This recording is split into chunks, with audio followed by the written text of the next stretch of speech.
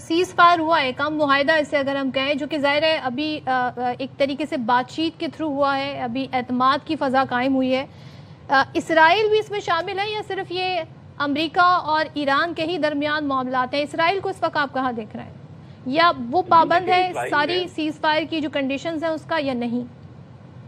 دیکھیں، prime minister Nitin Yahoo نے کل ہی کہا کہ جی کہ یہ پورا جو پیس پروسیس ہے اس کو یو ایس کی جانب سے پریزیڈنٹ ٹرمپ لیڈ کر رہے ہیں اور ہم ان کے ساتھ ہیں، ہم اس کو پوری طرح سے سپورٹ کرتے ہیں۔ یہ انہوں نے اس پیس پروسیس کو اپنی جگہ فوری طور پہ جو ہے اس کو اپروو کیا ہے۔ یہ آپ کے شاید علم میں ہو کہ خود اسرائیل کے اندر جو ہے جو اپوزیشن ہے پرائم منسٹر نتن یاہو کی، وہ اس پورے جو ایپیسوڈ ہے اس کو بہت ڈیزاسٹرس کہہ رہی ہے۔ اس پہ نتن یاہو پہ بہت زیادہ کرٹیسزم بھی ہو رہا ہے اور یاد دلایا جا رہا ہے نتن یاہو کو کہ جب یہ پیس پروسیس ہو رہا ہے اور جب کل سیز فائر ہوا تو Israel was not on the table.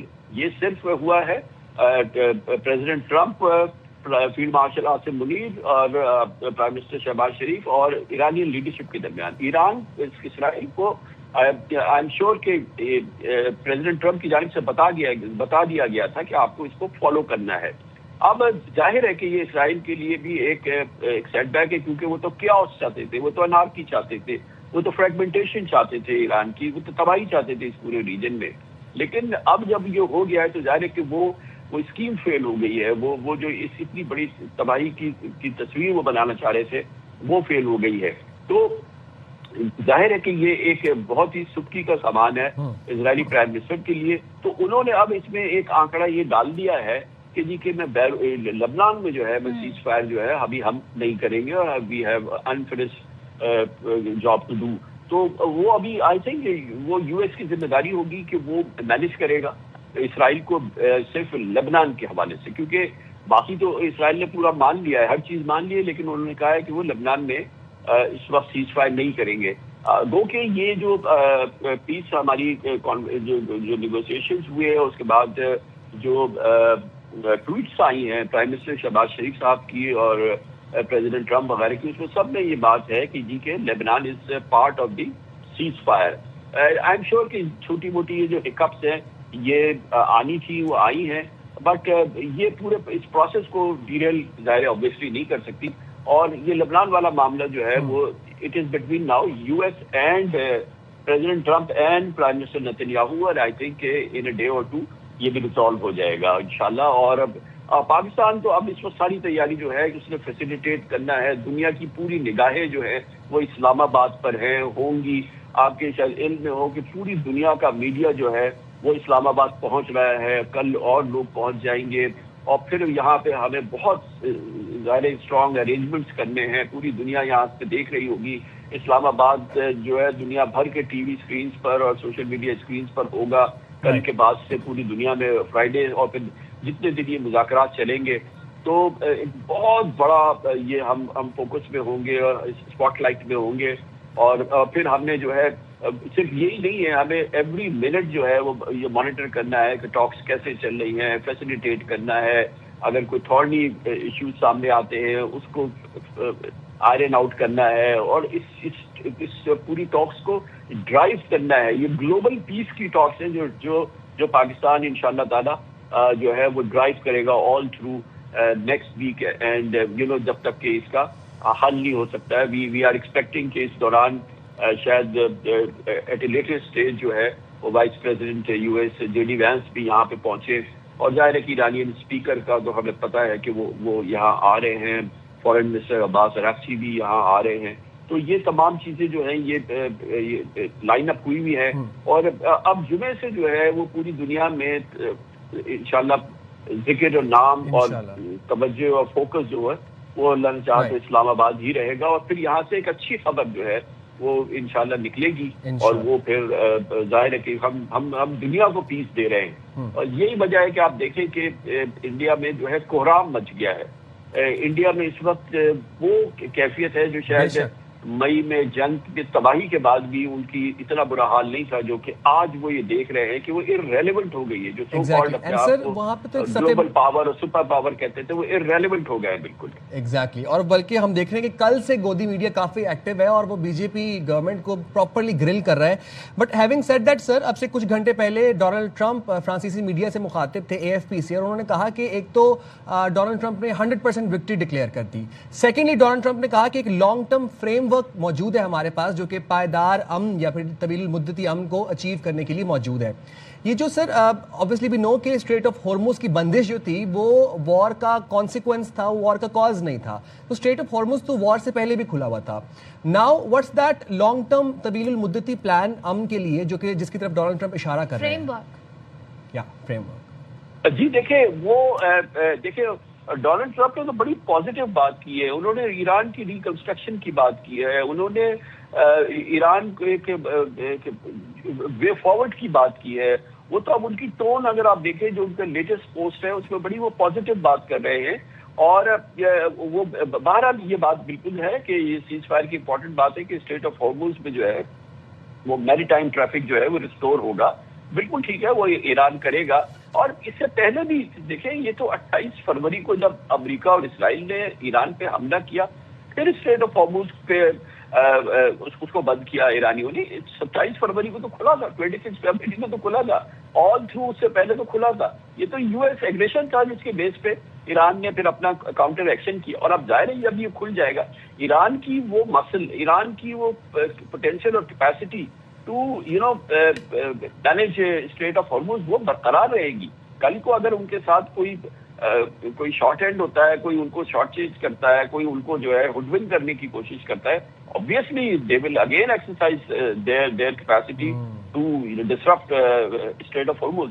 तो ये, लेकिन अब जब ये इतनी मुसीबत के बाद, जिसमें आप देखें ये इसराइल में तो सेंसरशिप थी, हमें पूरी तरह से नहीं पता है कि वहाँ कितनी तबाही हुई है। ऑफिशियल रिकॉर्ड के मुताबिक 7-8 हजार इसराइली जो है वो इससे हिट हुए हैं, वुंडेड है, पता नहीं कितने सीरियस हैं, कितने नहीं हैं, कितने उनके शहरों में मुसीबत आई है। जाहिर है कि ईरान के अंदर तो कयामत का समय है। पिछले 6 हफ्तों के दौरान अमेरिकी प्रेसिडेंट डोनाल्ड ट्रंप अपनी तमाम जो रही सही कभी भी उनकी कोई इज्जत थी वो उसको गवा बैठे हैं, डिस्क्रेडिट हो गए हैं। यूएस खुद पूरी तरह से डिस्क्रेडिट हो गया है, बुरी तरह से रुसवा हो गया है। अब जाहिर है जब जंग खत्म होती है, हर जो पार्टी होती है वो कहती है हमने जीत ली। उनको कहना होता है, हमने हर कोई मुल्क थोड़ी कहता है कि जी आज जंग खत्म हो गई और हम ये जंग हार गए। सबने यही कहना है कि जी हम जीत गए। तो मगर मेरा ये कहने का मतलब है कि इतनी गुफ्त है ये तीनों जो इसके जो पार्टीज हैं, चाहे वो इसराइल है, चाहे वो यूएस है, चाहे वो ईरान है, कि वो इतना जख्मी हो गए हैं इस पूरी उसमें मुख्तलिफ लिहाज से, इमेज के लिहाज से खासतौर पे प्रेसिडेंट ट्रंप, और फिर जो मटीरियल लॉसेस हुए हैं, जो इंफ्रास्ट्रक्चर लॉसेस हुए हैं, जो जितना ये वेपन और एम्युनिशन और जो इन्होंने अपने आर्मामेंट्स कंज्यूम करनी है, billions and billions of dollars है। एक अंदाजे के मुताबिक यूएस को तकरीबन $300 बिलियन जो है वो उसको खर्च करने पड़े इस जंग में जो है। और उसके बदले मिला क्या है? बेइज्जती और नदामत और दुनिया भर में रुसवाई। तो कामरान साहब, अभी तो एनालिसिस होंगे, अभी तो तज्जिए होंगे, अभी तो उनका मीडिया बैठकर ये सारी पोस्टमार्टम करेगा कि डोनाल्ड ट्रंप जिसे 100% विक्ट्री कह रहे हैं, कहते हैं जी हमने वहाँ पे रजीम भी चेंज कर दी, हमने जो अहदाफ मुकर्रर किए थे उससे ज़्यादा अचीव कर लिया। वो बैठ के उनसे पूछेगा जी आपकी वॉर ट्रॉफी है क्या, आपने अचीव क्या किया है, किस मकसद के लिए आप गए थे। तो ज़्यादा प्रेशर नहीं पड़ेगा उन पर आपके ख्याल में कि उनके अंदर कहीं फिर से वो दोबारा से पुराना डोनाल्ड ट्रंप ना जाग जाए? तो उनकी ज़ाहिर जो कंसिस्टेंसी रही है, जिस तरह वो बदलते बयानात देते रहे, किस इस सिचुएशन में आप क्या समझते हैं कितना प्रेशर बिल्डअप हो सकता है डोनाल्ड ट्रंप पे? जी देखिए, डोनाल्ड ट्रंप पे तो अभी बहुत ही क्यूरियस टाइम है। इस वक्त वो ज़ाहिर लोएस्ट उनकी अप्रूवल रेटिंग्स हैं, लोएस्ट उनकी पॉपुलैरिटी है यूएस में, वो मोस्ट अनपॉपुलर यूएस प्रेसिडेंट बन चुके हैं। ये वाहिद जंग है यूएस की जो कि इतनी अर्ली स्टेज में यूएस जो पब्लिक है उसने उसको कंप्लीटली जो है रिजेक्ट कर दिया है। और फिर उसके लिए ये इसकी टाइमिंग जो है वो सबसे ज्यादा क्रिटिकल एलिमेंट वो ये है कि नवंबर में मिड टर्म इलेक्शंस होने हैं और मिड टर्म इलेक्शंस के रिजल्ट्स ابھی تک جو صورتحال ہے موسٹ انفیوریبل ہے ٹرمپ کے لیے، اور وہ بالکل اس بات کی چانس ہے کہ وہ کانگریس میں جو بھی ان کی جو میجورٹی ہے، جو ان کی بہتر پوزیشن ہے، وہ اس کو لوز کر سکتے ہیں. بہت ان کی خراب صورتحال ہو سکتی ہے. امریکہ کے لوگ ابھی ایپسٹین فائل کو بھولے نہیں ہیں. ایپسٹین فائلز کے جو چیزیں سامنے آئی ہیں اس کو بھی ابھی اس کی اکاؤنٹ ٹیکنگ ہونی ہے، اس کی ابھی دیکھنا ہے کہ کیا کیا ہوگا.